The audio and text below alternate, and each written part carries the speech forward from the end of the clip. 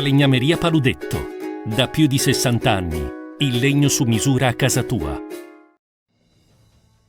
TG Plus News edizione di Venezia, buon pomeriggio.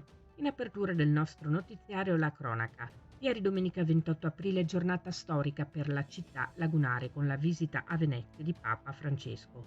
Il momento clou è stato in piazza San Marco dove il pontefice ha celebrato la Santa Messe e dove lo attendevano quasi 10.000 fedeli e religiosi, arrivati alle prime ore dell'alba e controllati dalle autorità tra le 6:30 e le 9 all'ingresso dei 5 varchi cui hanno avuto accesso con un codice QR individuale. Costruita sulle acque e riconosciuta per questa sua unicità come uno dei luoghi più suggestivi al mondo, ha detto Bergoglio durante l'omelia, Venezia è un tutt'uno con le acque su cui sorge e senza la cura e la salvaguardia di questo scenario naturale potrebbe perfino cessare di esistere.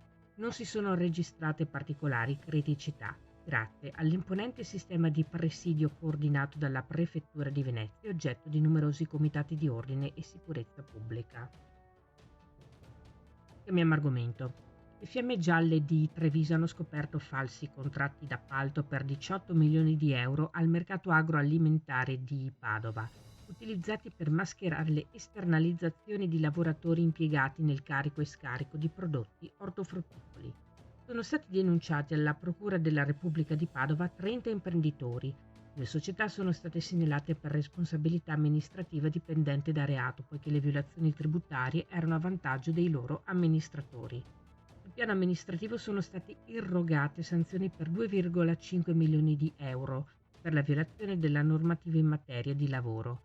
Le imprese coinvolte nella frode sono 29, di cui 2 trevigiane attive nel settore della logistica con alle dipendenze circa 150 lavoratori e un fatturato medio complessivo di 6 milioni di euro e 27 committenti tra le province di Padova, Rovigo, Treviso e Venezia, di cui 23 attive al mercato di Padova.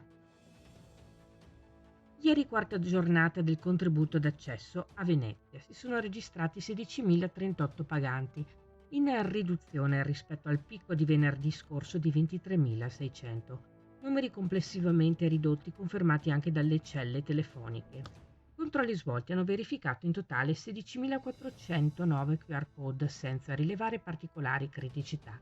Bene le presenze nelle isole di Murano e Burano e qualche migliaio di persone hanno raggiunto il lido per il primo vero sole primaverile. Anche nella giornata di oggi saranno attivi dei varchi fisici ai principali punti d'accesso alla città, distinti da varchi prioritari per residenti e lavoratori. Degli steward verificheranno il codice QR dei visitatori e saranno a disposizione per aiutare chi ne fosse sprovvisto a scaricare il titolo di accesso sul posto e pagare il contributo. Superati i varchi, qualora qualcuno fosse sprovvisto del contributo di accesso, sarà multato dai verificatori che effettueranno controlli a campione. E nel pomeriggio di domenica 21 aprile i militari della Compagnia di Venezia, durante un servizio di prevenzione e contrasto al fenomeno dei furti con destrezza, svolto con l'impiego di pattuglie antiborseggi in abiti civili, hanno notato una 21enne di origini spagnole che si aggirava tra la folta schiera di turisti presenti in laguna. A seguito di controllo di polizia è emerso che la stessa era destinataria della misura di prevenzione del foglio di via obbligatorio dal capoluogo lagunare. È stata dunque accompagnata in caserma e a seguito degli accertamenti di rito denunciata a piede libero per aver violato le prescrizioni contenute nel foglio di via obbligatorio con divieto di ritorno nel comune di Venezia. Si chiude qui il nostro notiziario. Grazie per essere stati con noi. Arrivederci.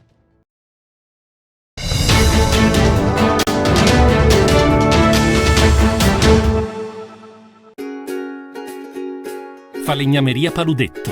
Da più di 60 anni. Il legno su misura a casa tua.